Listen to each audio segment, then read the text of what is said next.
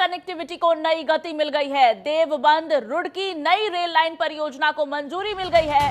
CRS से मिली मंजूरी, speed trials भी सफल रहा है। दिल्ली देहरादून के किलोमीटर तक कम हो जाएगी अब दिल्ली और देहरादून के बीच की दूरी। सीएम धामी ने पीएम और रेल मंत्री का आभार व्यक्त किया है और कहा यह परियोजना लोगों के लिए विकास के नए रास्ते खोलेगी। पर्यटन, रोजगार और व्यापार को नई ऊंचाइयां मिलेंगी। देवबंद रुड़की नई रेल लाइन परियोजना की 29.2 रेलवे की मंजूरी मिल गई है।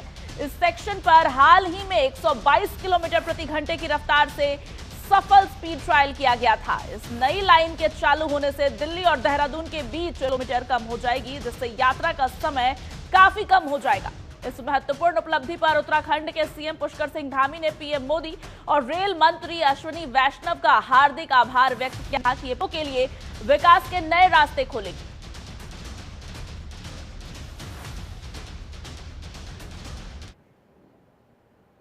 वहीं चमोली जिले में हुए सड़क पर आया है। मुख्यमंत्री धामी ने शोक संवेदना व्यक्त की है। दिवंगत आत्माओं की शांति के लिए उन्होंने प्रार्थना की। जिला प्रशासन को अनुमन्य सहायता राशि देने के निर्देश भी दिए गए हैं। मृतक के परिजनों को देने के निर्देश सीएम ने दिए। चमोली जिले में कल देर रात सड़क दुर्घटना हुई थी। उत्तराखंड के मुख्यमंत्री पुष्कर सिंह धामी ने चमोली जिले में कल रात हुई सड़क दुर्घटना पर गहरा शोक व्यक्त किया है। इन्हें शोक संतप्त संवी है। उन्होंने जिला प्रशासन को मृतकों के परिजनों को अनुमन्य सहायता राशि प्रदान करने के निर्देश भी दिए हैं।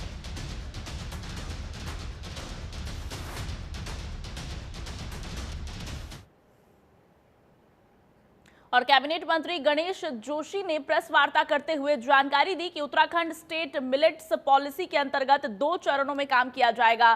प्रथम चरण में 24 विकास खंडों में 30,000 हेक्टेयर क्षेत्रफल रखा गया है, जो कि 2025-26 से 2000। दूसरे चरण में 44 विकास खंडों में 40,000 हेक्टेयर क्षेत्रफल रहेगा, जो 2028 से 2000 तक है। उन्होंने कहा कि मिलेट पॉलिसी प्रदेश के 11 जनपदों में लागू होगी, जिसके लिए कुल 134.89 करोड़ की कार्य योजना का संचालन किया जाएगा। कैबिनेट मंत्री ने आगे जानकारी देते हुए बताया कि मिलेट्स पॉलिसी में रामदान, कौनी और चीना फसलों को शामिल किया गया है, जिसके तहत चयनित मिलेट्स फसलों के बीज और जैव उर्वरक को 80% अनुदान पर कृषकों को बांटा जाएगा, जिसमें प्रोत्साहन धनराशि भी दी जाएगी। 35,000 मीट्रिक टन एवं जो उसकी उत्पादकता है 8 मीट्रिक टन प्रति हेक्टेयर करने का लक्ष्य प्रस्तावित है। इसी प्रकार ड्रैगन फ्रूट, जिसकी आज बहुत डिमांड है, इस योजना में जो 25-26 से 2027-28 3 वर्ष तक रहेगी। यह योजना राज्य के 7 जिलों उधम सिंह नगर, हरिद्वार, नैनीताल, बागेश्वर, पौड़ी, देहरादून, टिहरी में लागू होगी और राज्य में ड्रैगन फ्रूट के उत्पादन को आधुनिक वैज्ञानिक पद्धति के माध्यम से बढ़ावा दिया जाने हेतु मुख्यमंत्री राज्य कृषि विकास योजना स्वीकृत की गई है। चलिए अब आगे बात करते हैं उत्तराखंड से जुड़ी बड़ी खबर की। आज 10वीं और 12वीं का रिजल्ट घोषित होगा। लाखों छात्राओं के भविष्य का आज फैसला होना है। यूबीएसई की आधिकारिक वेबसाइट पर रिजल्ट देख सकते हैं। रिजल्ट आज सुबह 11 बजे घोषित किए जाएंगे। लाखों स्टूडेंट्स को परीक्षा के इंतजार है। मुख्यमंत्री धामी ने परीक्षार्थियों को शुभकामनाएं दी हैं। परिणाम से छात्रों के उज्जवल भविष्य का निर्माण होगा, मुख्यमंत्री ने ये कहा है। यूबीएसई यानी कि उत्तराखंड बोर्ड की आधिकारिक वेबसाइट पर आज सुबह 11 बजे से रिजल्ट जारी किया जाएगा। 10वीं और 12वीं के स्टूडेंट्स का आज रिजल्ट आना है, जिसको लेकर मुख्यमंत्री पुष्कर सिंह धामी ने छात्रों को बधाई दी है, शुभकामनाएं दी है।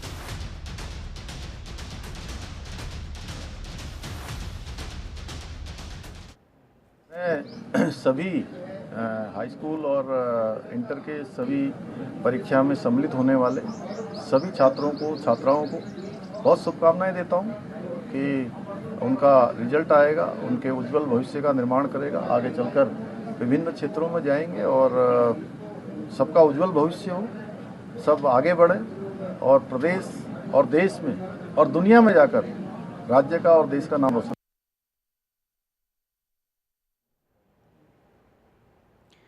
तो आज सुबह 11 बजे उत्तराखंड बोर्ड का रिजल्ट जारी होगा। 10वीं और 12वीं के स्टूडेंट्स का रिजल्ट आना है। लाखों बच्चों के भविष्य का फैसला आज सुबह 11 बजे होगा और छात्रों की टकटकी लगी हुई है। मुख्यमंत्री की तरफ से सभी को बधाई और शुभकामनाएं दे दी गई हैं।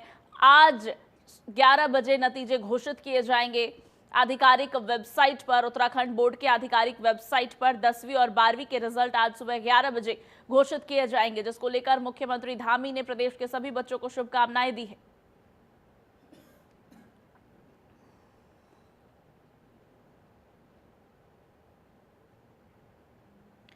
संवाददाता हरीश खनेरा हमारे साथ जुड़ गए हैं। हरीश, लाखों बच्चों के भविष्य का आज फैसला होगा। 10वीं और 12वीं का रिजल्ट आने वाला है। प्रदेश भर में बच्चों में क्या माहौल है, कितना उत्साह है रिजल्ट को लेकर?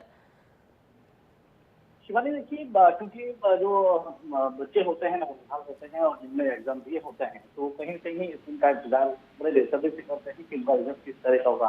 आज उत्तराखंड के जो उत्तराखंड बोर्ड का रिजल्ट हुए हैं, तमाम जो बच्चे हैं, तमाम जो छात्र हैं, वो आज टकटकी लगाए हुए नजर बनाए हुए हैं। और जिस तरह से आज की बात करें तो आज सुबह 11 बजे वेबसाइट पर छात्र छात्र अपना परिणाम देंगे। उत्तराखंड विद्यालय शिक्षा परिषद जो हाईस्कूल और इंटरमीडिएट का जो परीक्षा परिणाम है वो आज घोषित होना है। ठीक 11 बजे इसकी घोषणा हो जाएगी। उसके बाद जो बच्चे हैं वो अपना जो रिजल्ट है उसे ऑनलाइन वेबसाइट पर भी देख सकते हैं।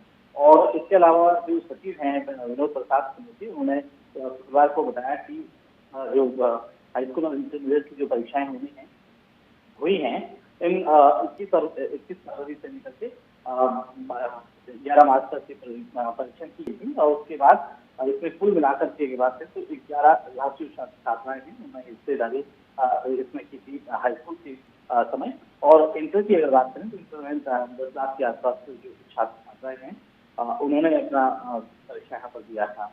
आज सभी जगहों पर जो रिजल्ट है वो आउट होना है। रिजल्ट को लेकर के बहुत उत्साह तमाम छात्र छात्राओं में देखा जा रहा है।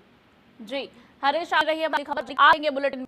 बात अब उत्तराखंड में मौसम की कर लेते हैं। मौसम विभाग ने उत्तराखंड में अलर्ट जारी किया है। ओलावृष्टि और तेज हवाओं का रेड अलर्ट जारी किया गया है। 70 किलोमीटर प्रति घंटे की रफ्तार से तेज हवाएं चलेंगी। ज्यादातर जगहों पर हल्की बारिश का अनुमान है। वहीं पूरे उत्तराखंड में 20 अप्रैल तक बारिश के आसार बताए जा रहे हैं। कहीं कहीं 21-22 अप्रैल को भी हल्की बारिश हो सकती है। उत्तरकाशी, चमोली, रुद्रप्रयाग, पिथौरागढ़ में बारिश की संभावना है। मौसम विभाग ने विशेष एहतियात बरतने की सलाह दी है।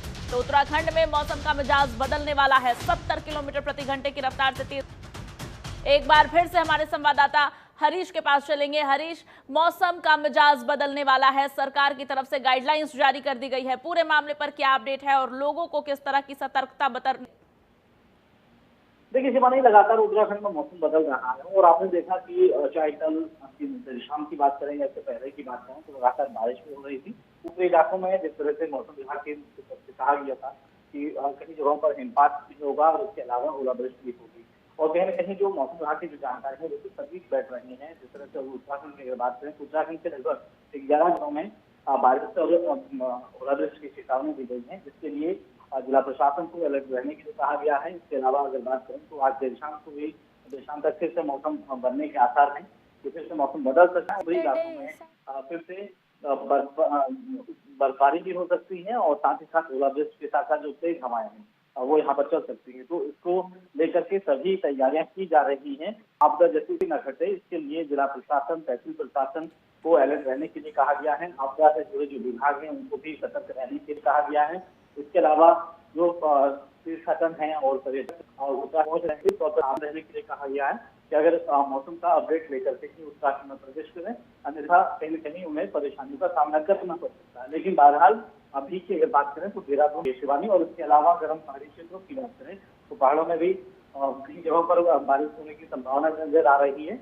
और जिस तरह से मौसम विभाग के जो डायरेक्टर हैं विक्रम सिंह, उन्होंने जानकारी दी है कि अगले 40 घंटे में इस तरह का मौसम उत्तराखंड में रह सकता है।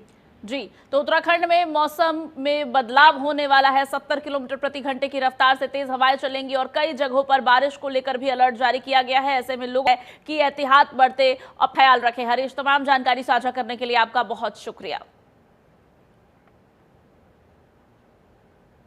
चलिए आगे बढ़ेंगे। केदारनाथ पहुंची है मंदिर समिति की अग्रिम टीम। केदारनाथ धाम में तैयारियां जोरों पर लगातार जारी है।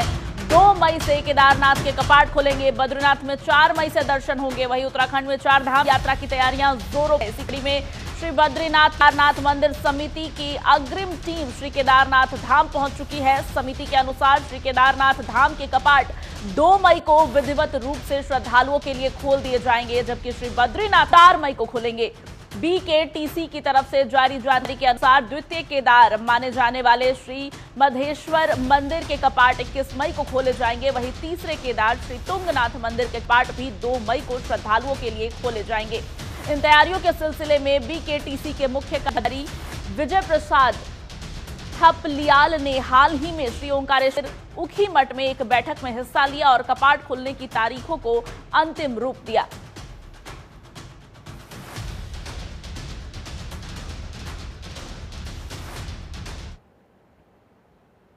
सनातन धर्म में 4 धाम यात्रा को बहुत ही महत्वपूर्ण माना जाता है। मान्यता है कि 4 धाम की यात्रा करने वाले व्यक्ति को सभी प्रकार के पापों से मुक्ति मिलती है। आपको बता दें, अब जल्द ही साल 2025 की 4 धाम यात्रा शुरू होने वाली है। देखिए रिपोर्ट। 30 अप्रैल से शुरू हो रही है 4 धाम यात्रा,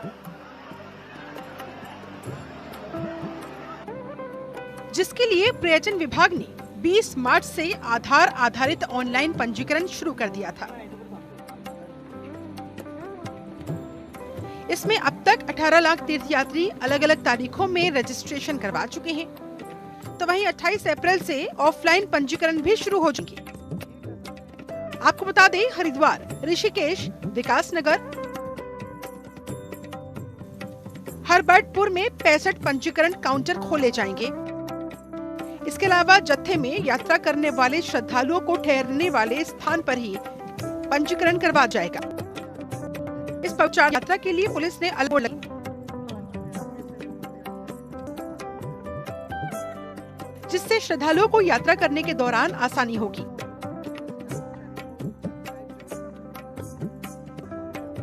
वरिष्ठ पुलिस अधीक्षक अजय कुमार की ओर से अधिकारियों को 4 धाम यात्रा के रूटों पर साइन बोर्ड लगाने के इंस्ट्रक्शंस दिए गए।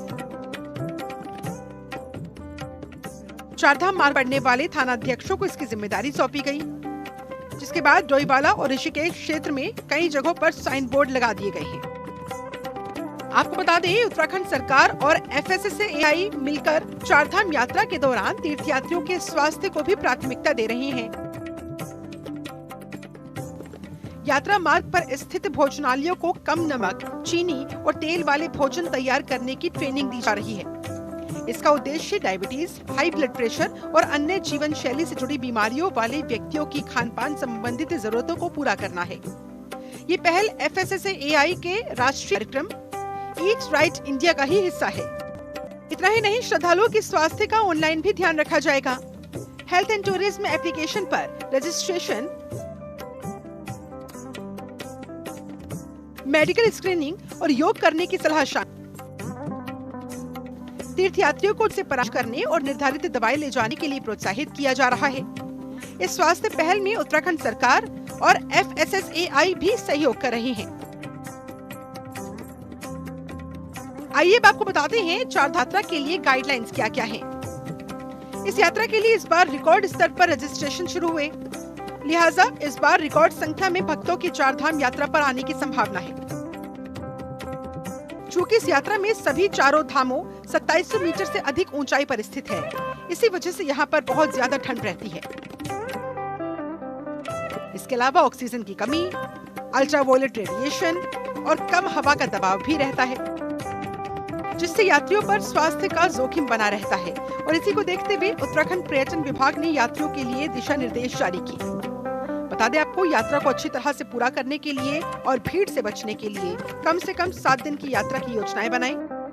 ट्रैकिंग के दौरान हर घंटे या 2 घंटों में ब्रेक जरूर लें। पर जाने से पहले अभी से रोजाना ब्रीदिंग एक्सरसाइज करनी शुरू कर दें, ताकि आपकी बॉडी को इसकी आदत हो जाए। और कुछ देर वॉकिंग भी करें। जिन लोगों की उम्र 55 साल से ज्यादा है या जो लोग बीमार हैं, पहले अपना फिटनेस टेस्ट जरूर करवाएं। यात्रा के लिए अपने साथ गर्म कपड़े, रेनकोट, जरूरी दवाइयाँ, पल्स ऑक्सीमीटर और थर्मामीटर ले जाना ना भूलें। ब्यूरो रिपोर्ट, जनतंत्र टीवी। चलिए आगे बढ़ते हैं। उत्तराखंड के पुलिस महानिदेशक दीपम सेठ ने नोडल अधिकारी नियुक्त करने के निर्देश दिए हैं, जिससे बॉर्डर पर तैनात सेना के जवान, भूतपूर्व सैनिक, अर्धसैनिक बलों के जवानों और पुलिस पेंशनर्स का कल्याण होगा। अधिकारी की नियुक्ति इन सभी की समस्याओं का हल निकालने के लिए की जाएगी, ताकि कोई भी समस्या होने पर उसका पुलिस के स्तर से हल किया जा सके। ये नोडल अफसर मुख्यालय को भी इनके बारे में अवगत कराएगा। डीजीपी ने पेंशन से संबंधित समस्याएं, चिकित्सा सहायता, परामर्श सेवाएं और वेलफेयर गतिविधियों को समयबद्ध ढंग से संचालित करने के निर्देश भी दिए हैं। देखिए, ये हमारा प्रदेश इस बात के लिए प्रसिद्ध है। यहाँ बहुत अधिक संख्या में हर परिवार से कोई ना कोई नाता जिसका जुड़ा रहता है, सेना से, अर्धसैनिक बलों से, पुलिस से, और इनमें से कई जवान अपने परिवारों से दूर बॉर्डर पर, सीमा पर सुरक्षा में अपना ड्यूटी करते हैं। और इसलिए हमारा ये दायित्व बनता है कि इनके जो घर परिवार हैं, उनसे रिलेटेड जो कोई समस्याएं हैं, उनका त्वरित निराकरण हो। हमें लगातार ऐसे मामले प्राप्त होते हैं जिनको हम उन पर कार्रवाई करते हैं।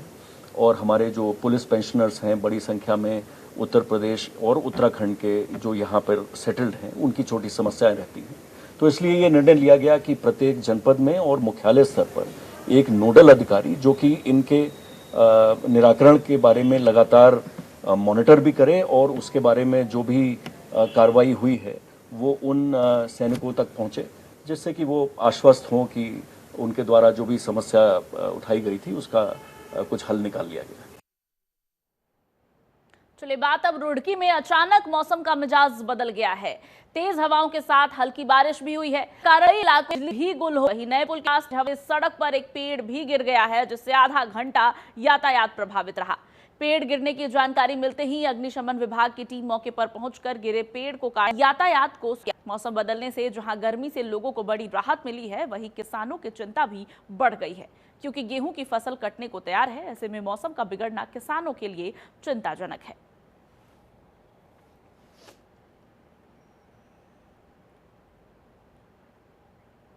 उत्तराखंड में मौसम को लेकर जिलाधिकारी कमेंद्र सिंह ने यात्राएं करने से सावधानी बरतने की अपील की है। मौसम विभाग के मुताबिक चंपावत, देहरादून, हरिद्वार, नैनीताल, पौड़ी, गढ़वाल, उधम सिंह नगर और में बारिश और ओले गिरने की संभावना है।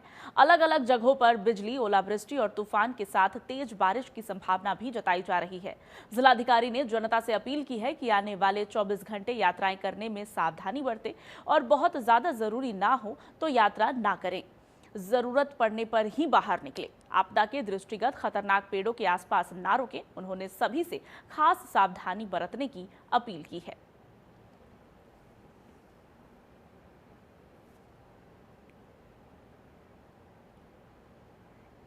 मौसम विभाग ने उत्तराखंड में अगले 4 दिन जमकर बारिश होने की संभावना जताई है, जिसके चलते आज 11 जिलों में बारिश का पूर्वानुमान है। तो कल से 3 दिन तक सभी जिलों में बारिश हो सकती है।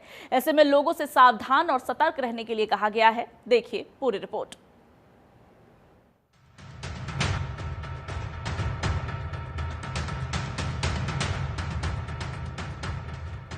मौसम विभाग ने दी है चेतावनी। बारिश की होगी लंबी कहानी। बादल गरजेंगे, बिजली कड़केगी। 4 दिन तक बारिश का खेल। छाता, रेनकोट सब लेके चलिए। प्रकृति से यूं ना हल्के में खेलिए। उत्तराखंड में एक बार फिर मौसम विभाग ने अलर्ट जारी किया है। मौसम विभाग के मुताबिक 18 तारीख की रात यानी कि आज से प्रदेश में मौसम का मिजाज बदलेगा। इसमें तेज हवाओं के साथ साथ बारिश और ओलावृष्टि होने की संभावना है। आपको बता दें, मौसम विभाग के मुताबिक प्रदेश भर में 18 अप्रैल से 20 अप्रैल तक 70 किलोमीटर प्रति घंटे की रफ्तार से हवाएं चलने की संभावना है। इसके अलावा बारिश का अलर्ट भी जारी किया गया है। कहीं कहीं ओलावृष्टि होने की भी संभावना जताई गई है। तो वहीं 21 अप्रैल से मौसम साफ होने की संभावना है। आपको बता दें, मौसम विभाग ने बताया कि 18 अप्रैल की रात यानी आज की रात से मौसम बदलेगा। इस दिन देहरादून, टिहरी, उत्तरकाशी, पौड़ी, रुद्रप्रयाग और चमोली में बिजली चमकने के साथ साथ तेज हवाएं चलेंगी। ऐसे में मौसम विभाग ने लोगों को सतर्क रहने की सलाह दी है। बता दें, इस दौरान फसलों को भी नुकसान हो सकता है, खासकर गेहूं की फसल को ज्यादा नुकसान होगा। जबकि 19 अप्रैल को मौसम विभाग ने प्रदेश भर में ऑरेंज अलर्ट जारी किया है। खासकर देहरादून, हरिद्वार, पौड़ी, नैनीताल, चंपावत और उधम सिंह नगर जिलों के लिए ऑरेंज अलर्ट जारी किया गया है। मौसम विभाग ने इस दौरान तेज हवाओं के साथ बारिश की संभावना जताई है। इसके साथ ही मौसम विभाग ने बिजली गिरने का अलर्ट भी जारी किया है। ब्यूरो रिपोर्ट, जनतंत्र टीवी।